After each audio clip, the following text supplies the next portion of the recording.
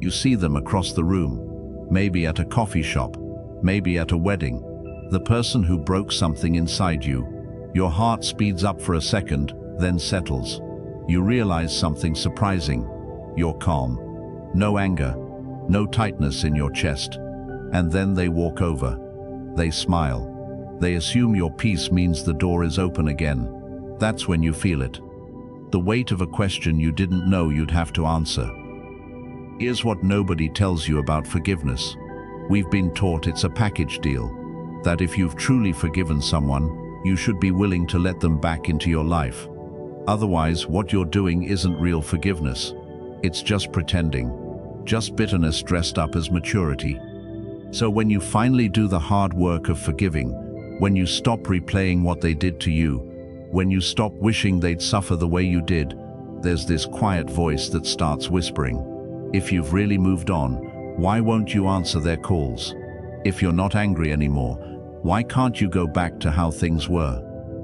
And that question plants a seed of guilt, because forgiveness is supposed to be noble. It's supposed to free you. But now it feels like a trap, like you traded one kind of prison for another. Before, you were chained to your resentment. Now, you're chained to their expectation that your healing means their restoration. The real problem isn't that you haven't forgiven them. The real problem is that you've confused two completely separate things. You've been told that forgiving someone and trusting someone again are the same act. They're not. One is about what happens inside you. The other is about what happens between you. And the difference matters more than almost anything else you'll learn about relationships. Psychologist Everett Worthington spent decades researching forgiveness. He didn't just study it from a distance, he lived it. After his mother was murdered during a robbery, he had to navigate his own brutal path through rage and loss. What emerged from his work is a critical distinction most people never make. Forgiveness and reconciliation are not the same thing. Forgiveness, according to Worthington, is an internal process. It's a decision to release the debt someone owes you emotionally, to stop rehearsing their wrongs, to stop letting bitterness occupy space in your mind. It's something you do for yourself, by yourself. It doesn't require the other person to apologize, to change, or to even know it's happening. Reconciliation is different. Reconciliation is external. It's the rebuilding of a relationship, and it requires two people. It requires safety. It requires trustworthiness. It requires changed behavior over time. You can forgive someone who will never change, but you cannot reconcile with them. This distinction isn't just academic. It's the difference between freedom and self-betrayal. When you forgive someone, you're choosing not to let what they did continue poisoning your peace. You're closing the wound. But closing a wound doesn't mean reopening the door. A scar can heal completely and still remind you not to touch the hot stove again. What Worthington's research shows is that people who understand this difference experience deeper emotional recovery. They don't stay stuck in resentment, but they also don't stay stuck in cycles of harm. They learn that you can wish someone well from a distance, that you can release the anger without releasing the boundary, that peace and protection can coexist. And when you finally grasp that, the guilt stops making sense. When someone hurts you, they create a debt, not a financial one, an emotional one. They owe you an apology. They owe you changed behavior. They owe you repair. And for a long time, you wait for them to pay it. You imagine the conversation where they finally understand what they did, where they say the exact words you need to hear. But here's the truth. Some people will never pay that debt. Not because they can't, because they won't. Because they've rewritten the story in their minds where they're not the villain, where you're too sensitive, where it wasn't that bad, and you can wait your whole life for payment that will never come. Forgiveness is the moment you stop waiting. It's when you write off the debt, not because they deserve it, but because carrying it is costing you more than they ever could repay. You're not saying what they did was okay. You're saying you're done letting it define your emotional bank account. And here's what's critical. Writing off a debt is not the same as writing them a blank check for the future. You can forgive the past without funding the sequel. Forgiveness says, I'm not going to let what you did keep hurting me. Boundaries say, I'm not going to let you do it again. There's a strange expectation that once you forgive someone, trust should automatically reset, like your relationship has a factory setting you can return to. But trust doesn't work that way. Trust isn't a light switch, it's a bridge. And bridges take time to rebuild. Someone can be forgiven and still be untrustworthy. Those two things can be true at the same time. Maybe they haven't changed the behaviors that broke your trust in the first place. Maybe they've apologized but shown no evidence of growth. Maybe they say the right things, but their actions tell a different story. Forgiveness doesn't erase that reality. Trust is a response to consistent, reliable, safe behavior over time. It's not something you grant because you feel spiritually obligated. It's something you extend when someone has proven, through their choices, that they won't repeat the harm. And if that proof never comes, you're allowed to keep the door closed. This is where people get it wrong. They think forgiveness without reconciliation makes them cold, guarded, unhealed. But the opposite is true. It means you've healed enough to know the difference between an open heart and an open wound. You can be warm, kind, and completely unavailable to someone at the same time. That's not contradictory, that's wisdom. One of the hardest parts of maintaining boundaries with someone you've forgiven is the guilt that comes with it. Because you're not angry anymore. You don't hate them. You might even genuinely hope they find peace and grow into a better version of themselves. And when you feel that way, it seems cruel to keep distance. But wishing someone well is not the same as inviting them close. You can hope they get the help they need and still refuse to be their practice dummy while they figure it out.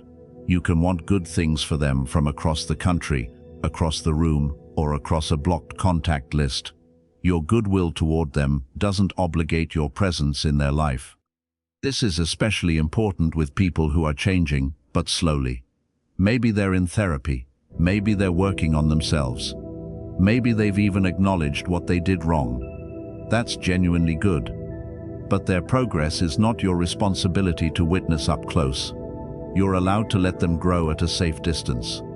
Their healing journey doesn't require your attendance. What this really comes down to is this. Forgiveness is about your past with them. Boundaries are about your future with them. And you get to decide what that future looks like. You get to honor both the peace you've found and the safety you need. You don't owe anyone access to your life just because you've stopped resenting them for what they did with it before. Here's the paradox. The clearest sign that you've truly forgiven someone is often your ability to hold a boundary without rage. When you haven't forgiven, boundaries feel like weapons. You hold distance because you want them to suffer. You want them to feel shut out.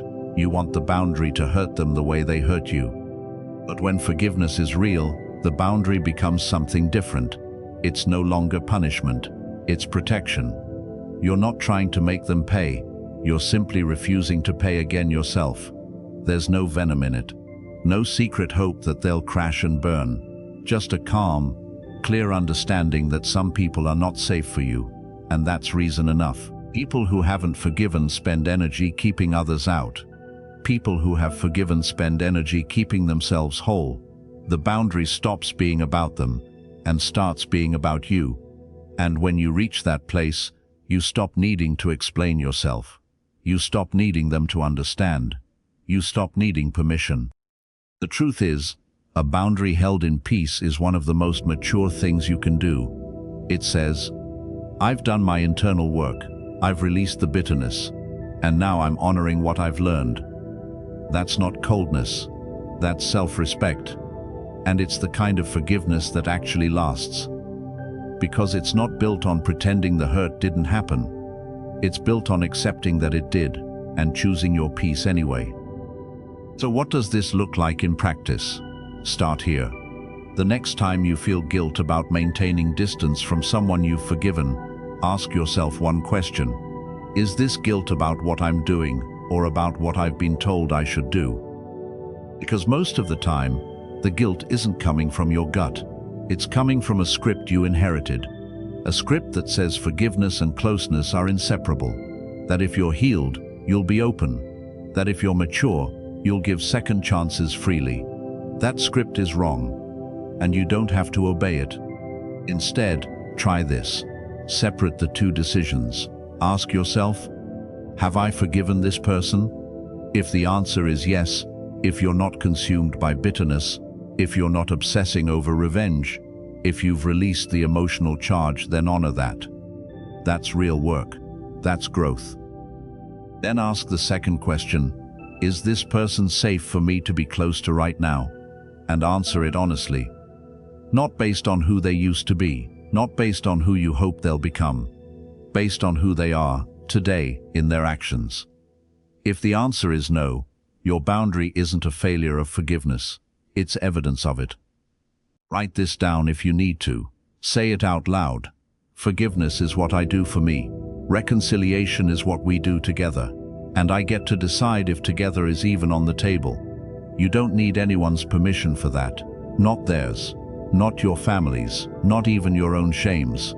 You see them across the room. The person who broke something inside you. They walk over. They smile. And this time, you know exactly what that calm means. It doesn't mean you owe them anything. It doesn't mean the past is erased. It means you've done the work. You've forgiven them. Not for their sake, but for yours. And when they ask how you've been, you answer kindly. Briefly. You're not cold. You're not cruel. But you're also not available. Because you've learned the difference. You've learned that you can release the anger without releasing the lesson. That you can close the wound without reopening the door. Forgiveness sets you free. The boundary keeps you free. And you don't have to choose between them anymore.